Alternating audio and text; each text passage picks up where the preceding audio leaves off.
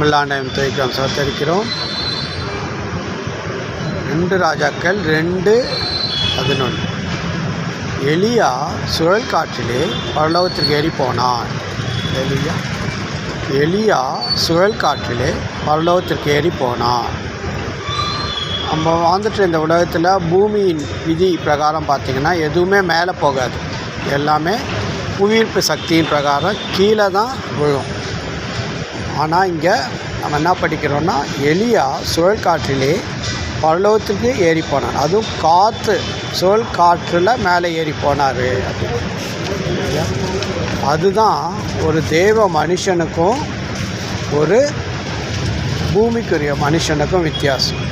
ஆவிக்குரிய மனுஷன் தேவனால் தெரிந்து கொள்ளப்பட்ட மனுஷன் இல்லையா, ஒரு தேவனுக்காக வைராக்கியம் நின்ன ஒரு மனுஷன்தான் எலியா. கர்த்தர் அவருடைய முடிவை பார்த்திங்கன்னா, அவர் நான் சாவுறேன்றார். அந்த ஏசபேல் உன் தலையை வாங்குவேன்னு சொல்லிச்சு. ஆனால் கர்த்தருடைய பிளான் என்னென்னா, அவர் மரணமே காணாமல் எடுத்துக்கொள்ளப்பட்டார். அதுதான் ஒரு ஆவிக்குரிய மனுஷனும் சரி, ஒரு தேவனுக்குரிய தேவ மனுஷனோட எடுத்துக்காட்டு இல்லையா.